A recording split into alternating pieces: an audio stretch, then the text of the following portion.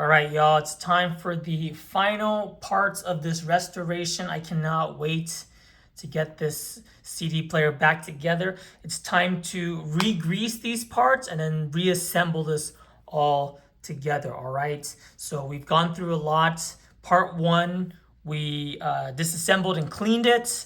Part two, we replaced a couple of those parts. Now it's part three, trying to put this all together. Now, before we put this all together, there's a very important piece to this, and that is going to be to re-grease all of the moving parts here. As we were doing the cleaning, we had to wipe up some of the greasier parts, and this grease does over time collect a lot of dust, a lot of dirt. So you definitely want to remove it. It's also kind of, I don't want to say it goes bad, but it kind of, starts to cake up and gunk up over time. So we want to make sure that we add some new fresh grease, which is just going to keep things lubricated and keep some of these moving parts from kind of grinding or getting any friction, just to make sure everything moves smoothly without any issue.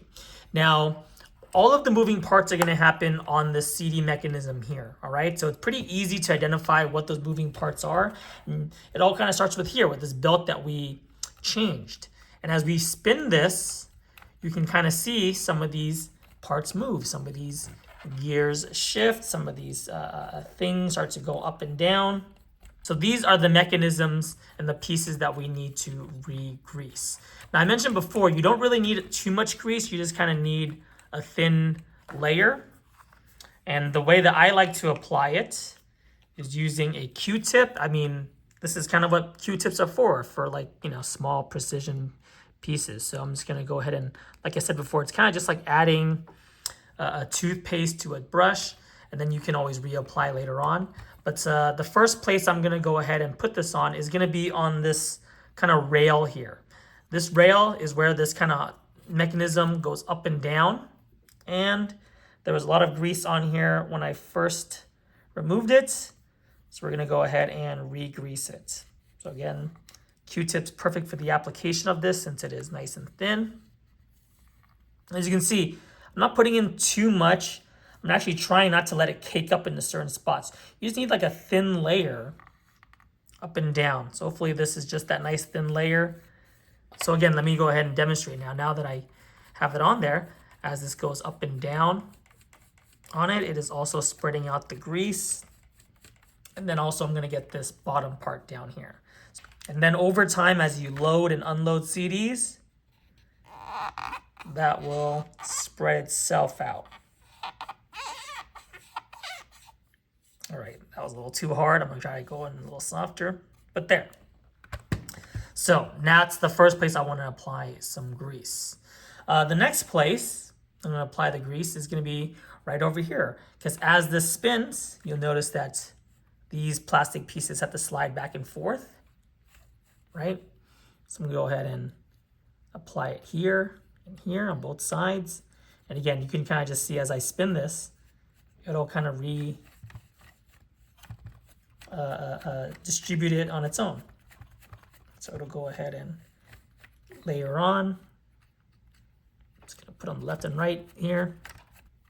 And you want to make sure that it's on the contact points. Again, we don't want it to cake on, because if it cakes on, it kind of just sits there and never really gets distributed, never really gets used. You want it to be on the contact points. And as I'm spinning this, you probably are noticing these gears back here are also moving pieces.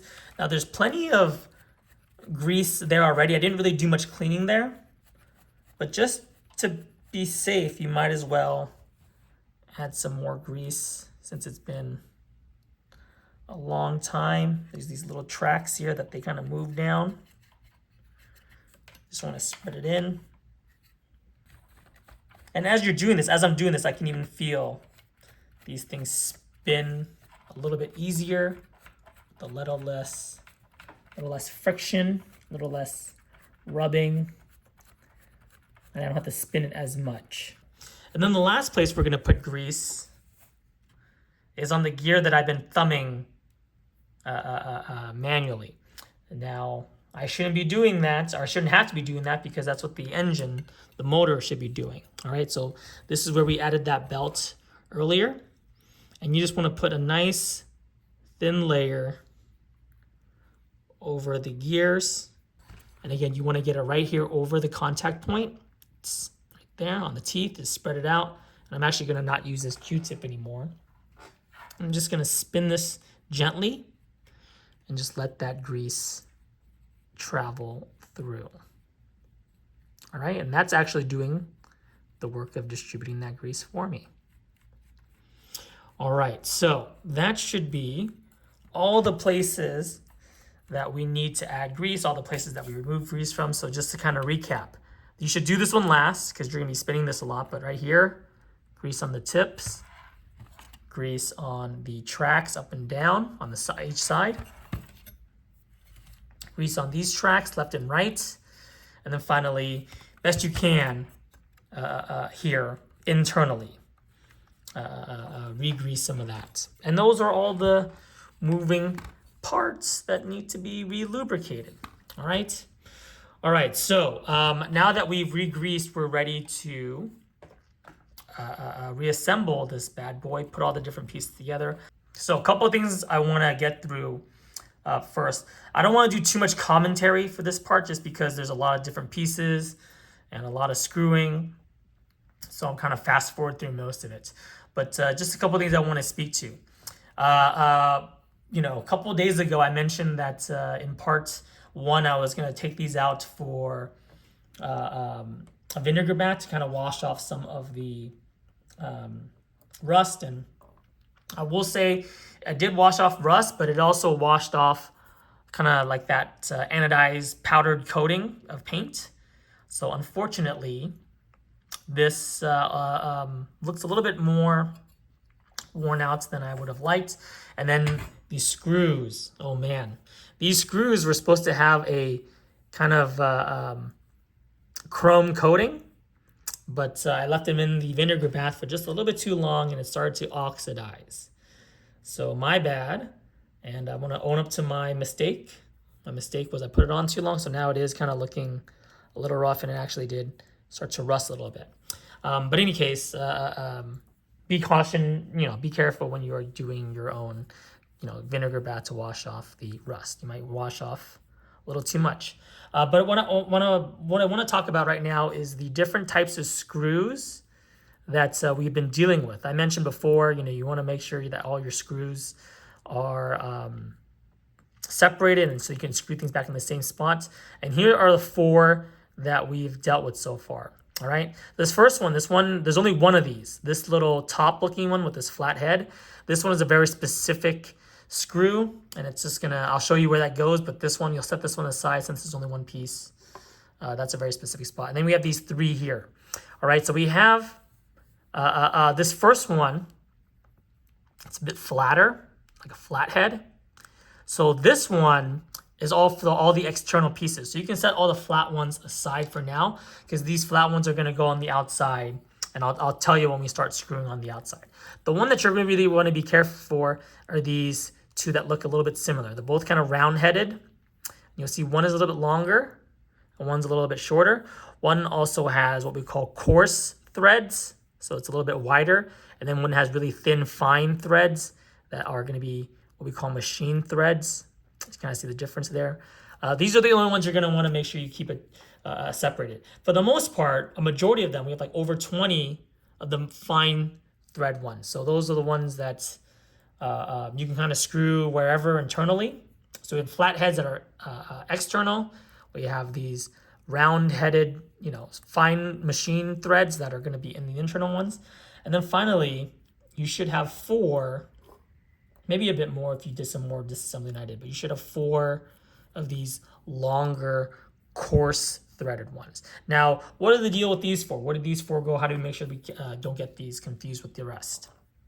So, in short, this is not a very, this isn't like a rule you can use all the time, but especially for the CD player. The coarse ones that are a little bit longer, these are going to be used for the back plate, and these are for parts that are going to screw into plastic. So you see that this piece here, it holds in the optical jack that screws into plastic. So that's going to be these coarse ones. The one that goes into the tape, right? These RCA in and out, that screws into plastic right here. So that's going to be the coarse one. And then finally, this one that goes into this FM cable here, that screws up here. That one's going to be this coarse one. And then down here into the speakers. All right. So the rest of them, you know, the rest of these holes, you can use the fine, shorter machine thread ones. And then the 4 coarse are just going to be used for 1, 2, 3, 4 right here. The ones that screw into plastic. All right.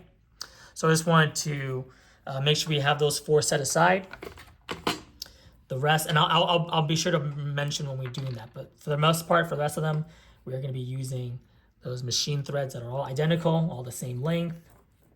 We reassembled the belt piece, but we forgot to talk about reassembling the new power cable that we installed and set up. So to put this one back in, what we want to do is we need to thread this back and clip it onto the back plate here. So remember, this went in through here, through this little rectangle. And we have to have this plastic clip it through so that it kind of sits there. All right, so the way that you're going to do this is you're going to thread this through the right way, right? So this goes through here. And then this plastic clip, just like it was before, it's going to go ahead and pinch onto this. And you're going to want to pinch this on very tightly. Remember, it also kind of crimps the cable and kind of bends it. So using your hands isn't going to be enough to get it to crimp. You're going to want to use that plier that we did last time. All right, so you go ahead and pinch that through. Make sure it's nice and flat. And that's what's ultimately going to get it to close and crimp like it was before. All right. So now you can thread that through. And then finally, you're going to feed this down here. And just like before, when in doubt, use those pliers. Those pliers are literally meant for this, to apply the right perfect amount of pressure to keep this closed. So I'm going to go and pinch that. And that. There we go. Snaps into place, just like we had before, right? These clips on either side, top and bottom, is what gets this to close. And there we have it. We have this power cable now situated. All right, perfect. So now that we have this in here, let's go ahead and open this up. And we do need to feed this and clip it back into that original clip right there. See? And then it goes in like a phone cable, so it's going to pinch and then boom, snap back in. So that is now back in place. This is going to sit here kind of perpendicular. You can kind of see it has like a little slot here it's going to fit into. And there's one on this side too. So it's going to slot in here. All right, hopefully this is a better angle for you to see everything that's going on, all right? So now that we've added in this new power cord, you need to get this back plate on here and slide it through these grooves down here smoothly.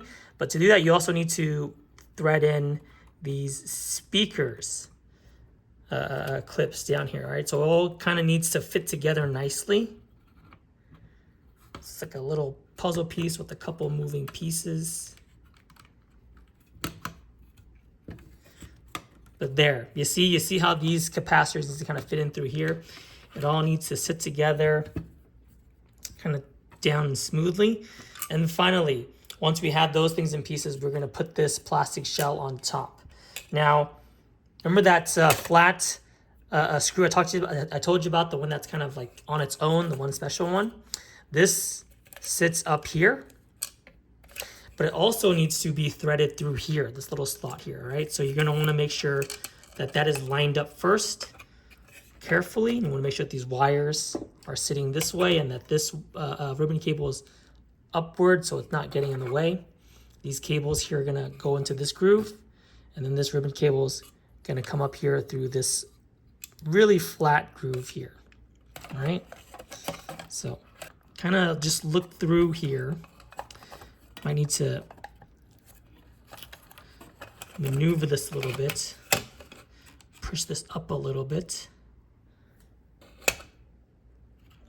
Carefully, you don't want to bend anything. But you just want to make sure that at the end of the day, that little hole slides in through here. And this is going to be the first one that you want to screw in. All right, once we have that, we can screw in our 4 short, round, threaded ones. You can tell which ones need to go in because they should have like little scratch marks in the screws when they were originally put in. But here's 1, 2, on this side 3, 4. And I'm actually going to use a small pair of tweezers just to make sure that they fit in correctly.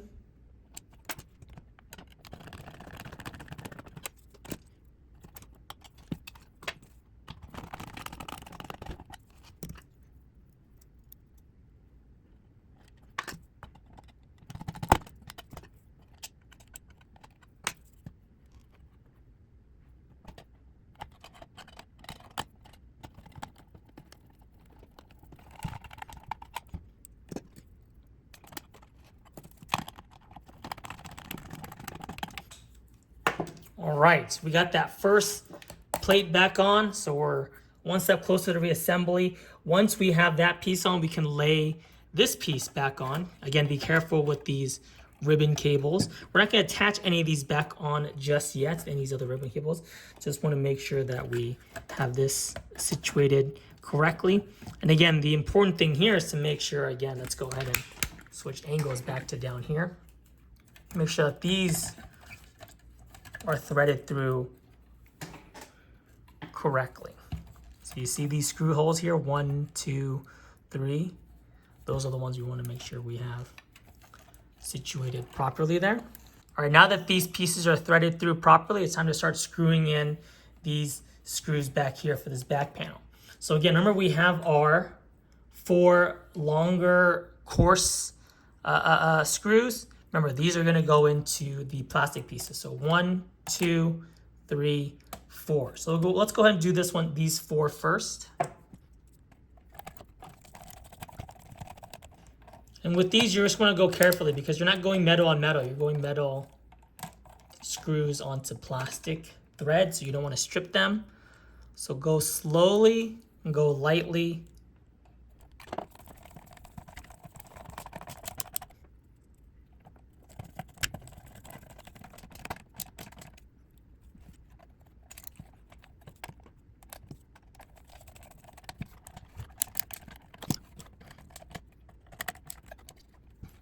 All right, great. So now that we've gotten those 4 longer ones with the coarse threads, from here on out, all these screws should be either round heads or these flat heads. And these flat heads, again, we set this aside because the flat heads go on the exterior. We're still dealing with the interior stuff. The rest of these that we're going to screw on should be these shorter ones, these machine threaded ones.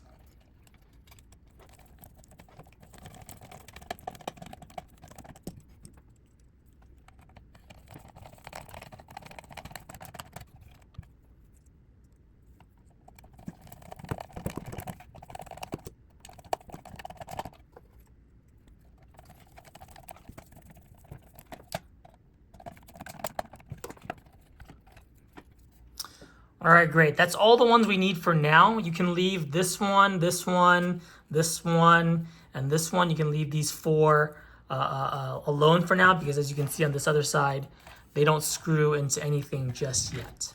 All right, so what we have so far now is we've assembled the bottom base and this part here, this LCD screen. Now, this is gonna clip on in just a second here. But before we put this on, I'm going to just make sure that we do 2 things. Remember this grounding pin from before? We just want to make sure that that grounding pin gets reattached. So right there. It's just going to clip on. And then before we put this back on and start screwing this piece back in, I also wanted to make sure that I am going to clean out this and the inside of that, just because in case there's any dust or anything, we've been mess around a lot. Just want to clean that up just so that we don't see that dust. All right, so I'm gonna take a cotton ball, wipe this carefully. Okay, so it's kind of hard to see here, but there actually is a little bit of dust inside here. So I'm gonna get a microfiber cloth instead, which is honestly what I should have done in the first place.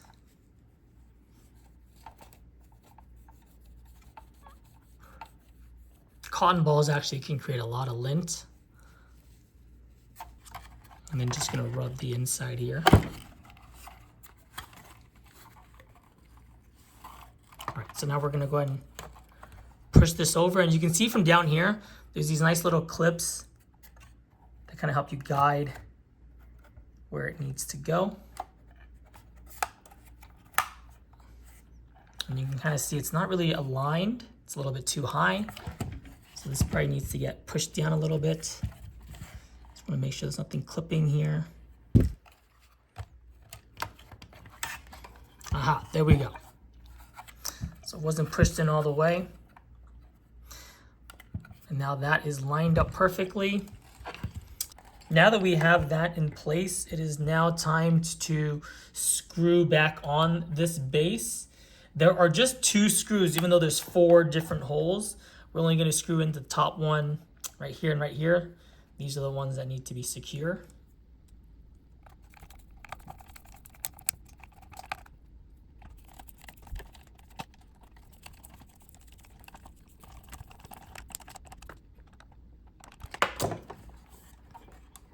All right, great.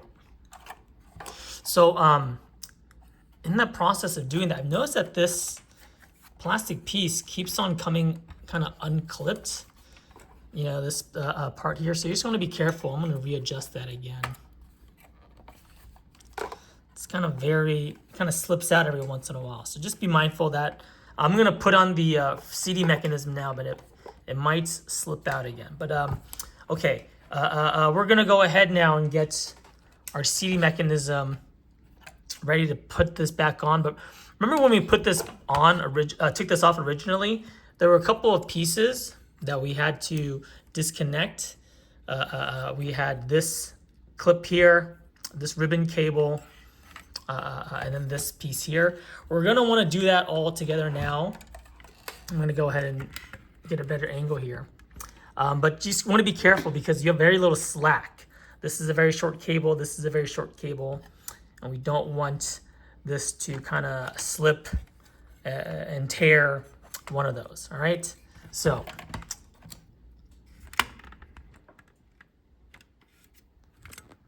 here is what needs to go where. This ribbon cable is going to slip right into there. You have to be really careful with these because these are really delicate and these are also very old. So when you push this in, you know, like, look at this. This is 3 different layers here. You got a blue plastic part, this white kind of rubber part or plastic part, and then you have these metal leads at the very tip. So when you push this in, you want to make sure that all of these stay together, all these layers. I've dealt with these cables in a lot of other old machines before, and sometimes they can start to fray and split apart and kind of just like, you know, fan out. And once that happens, you know, you're kind of, you know, screwed. So you want to be very careful putting those back together. All right. You want to be kind of forceful, not too slow, not too ginger, but also you don't want to not apply too much force. All right, so that is gonna go into this green clip here. Let me go and fix the focus. This is gonna go into this green clip. This is gonna slide right into there, into that piece. And then finally, this gray wire that's kind of long. This is the one you should put in first because it has the most amount of slack. As you can see, you can kind of move this around. That one's gonna go right here. All right, so I'll put this one in first, just because we still have some flexibility, versus if I put these in first, I wouldn't have much room to move this around. So I'm just gonna go ahead and make sure that that is clipped in. Next is gonna be this ribbon cable. And again, you just wanna, you know, when you put these in, you can see, you know, like this kind of adds rigidity. you kind of want to just shove it in and then make sure it's very perpendicular. Make sure it's a nice right angle, and then you just kind of push in. All right, and don't be too slow about it. Just push it in, and once you make good contact, you don't need to keep pushing anymore. And then finally, this last piece, we're just gonna wait for that click. Nice plastic click there. And then now we have this, and again, you don't have much slack now. You don't want to be pushing up. I'm just gonna go ahead and just slowly lay this down. Just want to showcase.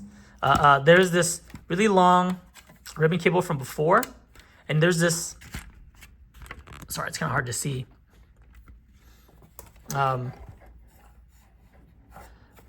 Black kind of wire here. It's kind of dark, but that black wire is really just meant to pinch cables. So what you can do is you can kind of tuck this in underneath here. Here's all the extra slack from the ribbon cable earlier. But the idea is that is going to feed in through here at the bottom. And then this black wire kind of just pinches it all together and pushes it out of the way. So that way, it's not interfering with anything. All right, great. So now that we have that situated, I just want to make sure you have a couple of things sitting correctly. So once this is in, you want to make sure that this plastic piece is kind of resting nicely on this metal base here, right? This black plastic piece resting nicely. And on this side, same thing. This is resting nicely. And then you're going to want to make sure on this side, this is very important. You have these cables from before threaded properly. So this gray one is going to need to get threaded through on this side. So you can see it's this is the base, is where it begins. So make sure it's threaded here.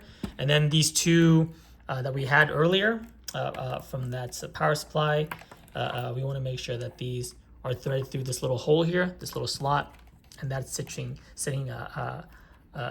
comfortably. It's going to get pinched a little bit, but what we don't want it to get completely cut off and damaged. But this has, it's a little bit, just enough wiggle room to still bend and flex around. Once we have those in place, it's just a matter of screwing this together. And here you want to make sure that these holes are lined up too. So we have, I think, 6 holes to look through. So 1, 2, again here 3, 4, and then back here 5, 6. Remember on the back we left a couple of these holes open. That's because we didn't have anything to screw to it yet, but here they are now. Make sure that this hole lines up and that this screw hole lines up. And it can be a little bit tricky. You may have to use a little bit of, brute strength there. But let's go ahead and start screwing these pieces back in.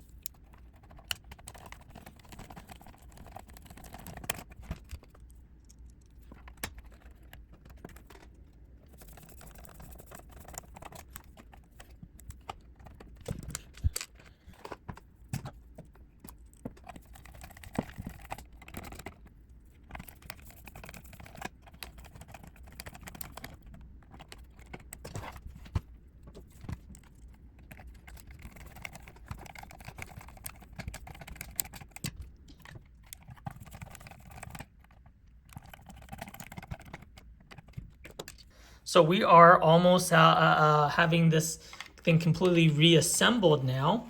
The last main piece to put together is going to be this. I don't really know what this piece does. It's got a couple capacitors and it's got a heat sink on it. So I'm just going to call it the heat sink.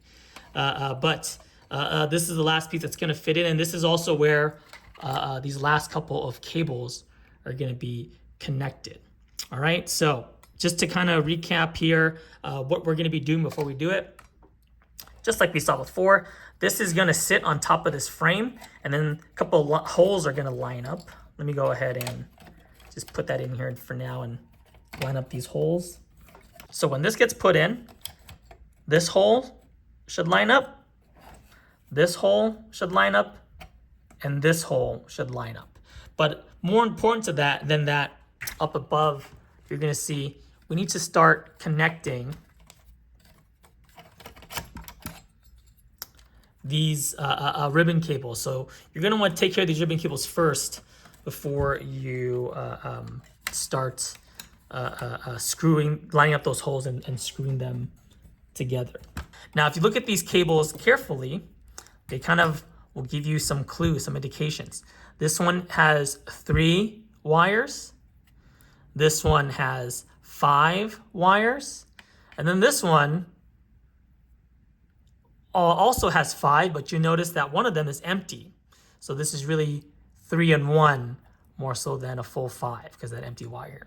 And when you look at this, a heatsink piece, you'll find the exact same thing. Here's 3 pins, 5 pins, and then on this side, 5 pins with 1 missing. So it's in 3 and 1. All right. So just doing some, quick math. That's the exact same thing that's going to go together. And the one that we want to start with, just like we did before, is going to be the wire with the most slack. So this longest one, our 3 and 1, we're going to go ahead and loop it through here. And then this is going to go right here. 3 and 1 fits into 3 and 1. And sorry, let me get a better angle. That's just going to push right in like that. And again, always pushing on the plastic piece. Kind of evenly distributes the pressure. So that is in, and again, we have the most slack. We can go ahead and push this through. And then the next longest slack is going to be the 5 pin right here. So I'm going to go ahead and just turn this around. It's going to be a little bit of a tighter squeeze here. So sorry you can't get a good angle. Let me try my best to situate it. But this is going to go in here.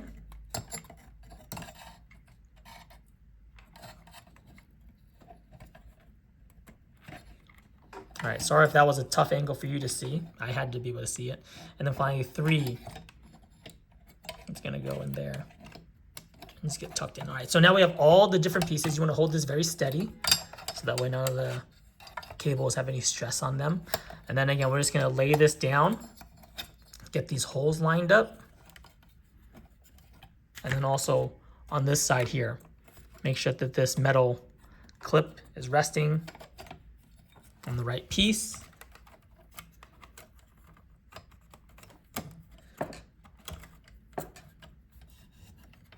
I just want to make sure that this this cable doesn't get in the way of this plastic mechanism, right? The one with the extra long slack. So I'm going to go ahead and lift this up just a little bit, and then kind of just tuck this behind. There's like a little rubber block here, so I just want to tuck this behind it so that this cable is sitting away from these mechanisms here. All right. So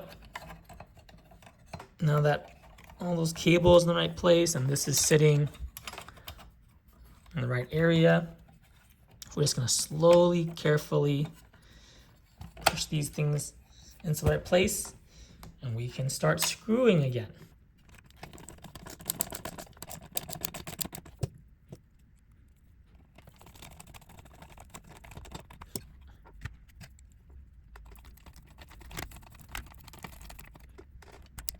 All right, so that's that heatsink back on.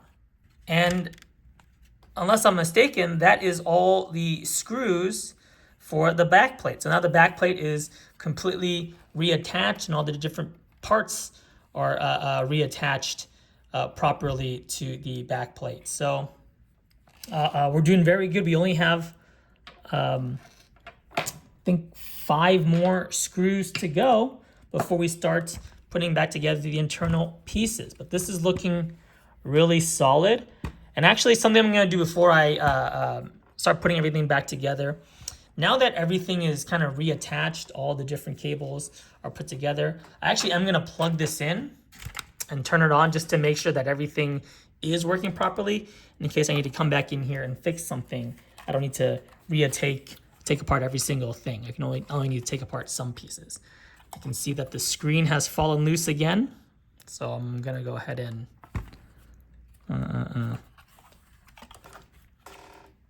definitely a little bit tougher now to push that piece back in.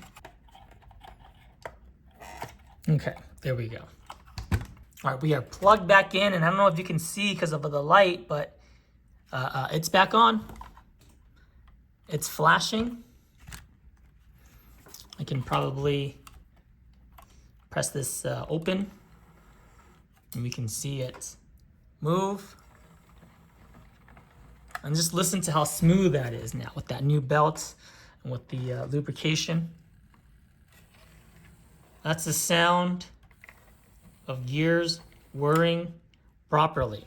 All right, so I'm gonna go ahead and disconnect this now, but this is, again, looking really strong. This screen keeps, every time you kind of just give it just the slightest bit of pressure, the thing kind of falls loose. Okay, great. That's back in there. I'm starting to get the hang of that.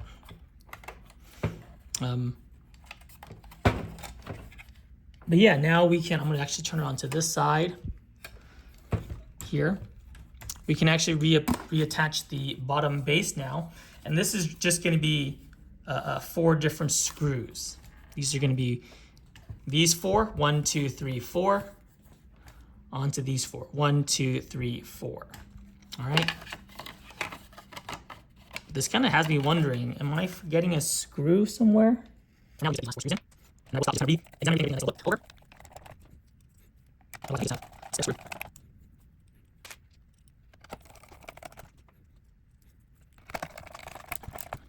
All right, so that is the base now.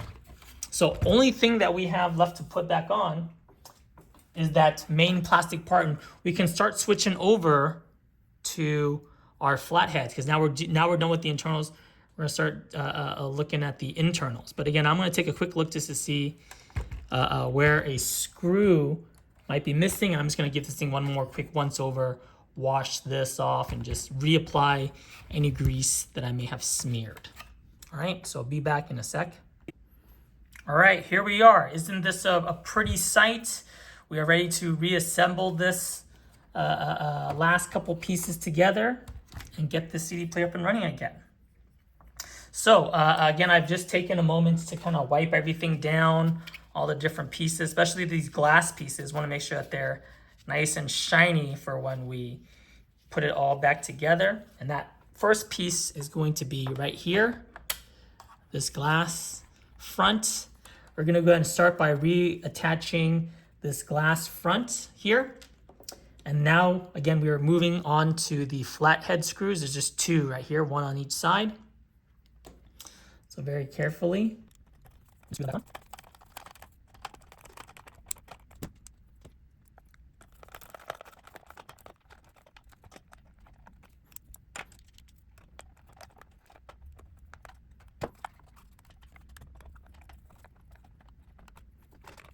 All right, great. So that glass panel has been reattached. Oh no, this LCD screen is falling loose again. Oh, I gotta find a better way of putting this back together. You really don't want to put any forward pressure because once you pull this forward, that's when this whole thing kind of falls loose. Okay. Again, I've gotten the hang of putting that back on. Now we need to put on these wooden side panel pieces and this CD slot here. And this is gonna be one of the trickiest ones. All right, so to do this, you kind of need to disassemble this and take it apart. I think the fact that this was cracked when I tried to put it together is someone tried to put this on, reattach this without taking it apart first. So it's easier once you take everything apart so you don't put any stress on this. And let me explain why. So this first piece is gonna rest on top here. You see these 2 little holes? They're gonna sit on these 2 little pegs here. And then take a look at these pieces on the side. You see this little wooden slot here has a little screw hole. That needs to fit in down here, as you can see. And this is also dented. I don't know if you guys can see this. This is dented. I need to fix that in a second. Let me do this side first. This side still a little dented, but not as much dented. But this needs to clip in at the bottom here. And then up here on the side, we need to get this hole to line up. So it's much easier to do this when this is separated and put apart here, so that we can now screw this together slowly and gently.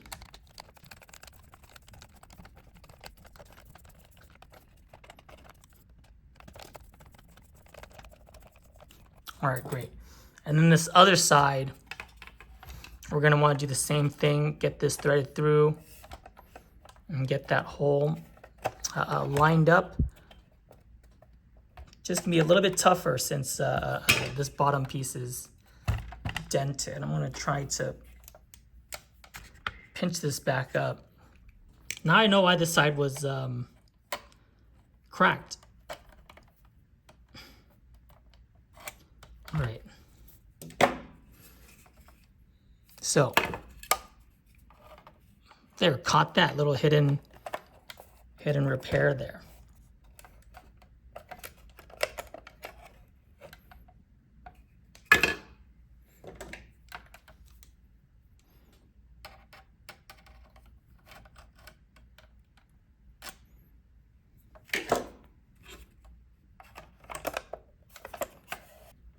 Well, it looks like over time it got used to the dent. So this part has distorted. So when I undented it, it was too straightforward. It kind of needed a little bit of a dent, a little bit of a give for it to fit firmly. So that's funny.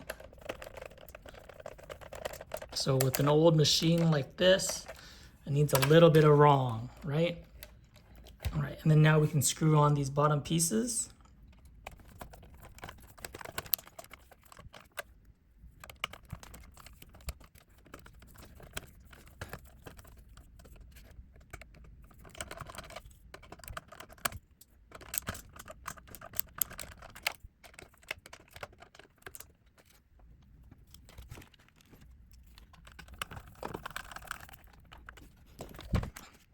All right, got that on. A lot more complicated than I thought it would be, so be careful when you put yours back on. And then last piece is to put this helmet back on to finally cover this all together. I never realized how large these slots are. Geez, no wonder so much dirt and debris and bugs, dead bugs got in. The slots are way too big. All right, let's go ahead and screw in the sides.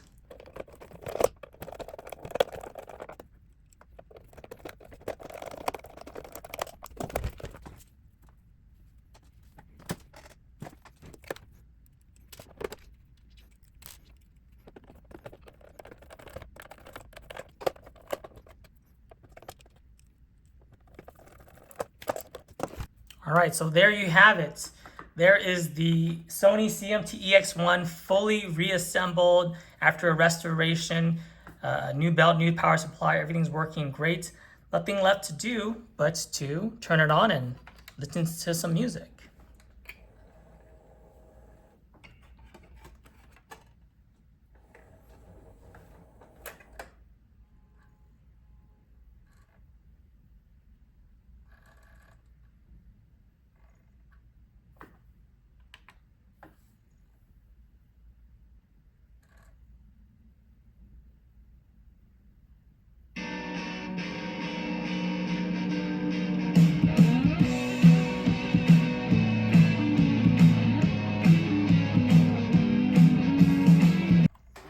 All right, great. Everything sounds great. It's functioning perfectly. Listen to the soft, gentle whir of the engine. Beautiful. That is 1990s technology at its finest. All right, so that is it. Before I wrap things up, I'm just gonna add a couple of shots here to showcase, some of the work we did and just how it looks nice and clean now compared to how it was. Again, I wish I took some before shots before showing you this after. But yeah, there it is. Now, if you want to ask me, do I think that this was worth it? I do think that these CD players are worth it. But as far as how much I paid and the amount of work I had to put into this, not happy about that. All right, so this is obviously a lot more work than I anticipated. It's not even where I really want it to be, but that's because this was an outside unit, and like we saw, man, all the dirt, spider webs, dead bugs. not fun. I really wish I got an internal unit, something that was used inside, so that way all I would be dealing with at the worst would be dust. Other things that I was not a big fan of is this color. This is the CMT-EX1. What I'm really looking for, what I was really hoping to get was the CMT-EX22, which is basically the same player except it's black. So instead of the wood trim, it's black, and then the bevel around the display is black. Would have preferred that. It just goes with the rest of my other components a lot better. And then finally, as far as the price goes, like I said, I got this for $250, and I'm put in, what I feel like is at least $150 worth of labor. So I should have just bought one of these outright, restored. But these are hard to come by, and I just had to jump on it. But like if you're gonna be paying $400 or $500 for one of these players, I sure as heck hope you're not doing as much work as I had to do.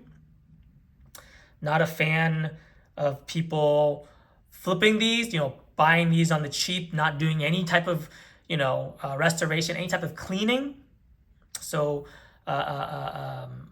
these players, these are, sorry to say, as beautiful as it is, as much as I love it, this is 25-year-old junk. I mean, 25-year-old junk should not be costing you $400 plus work, plus extra elbow grease.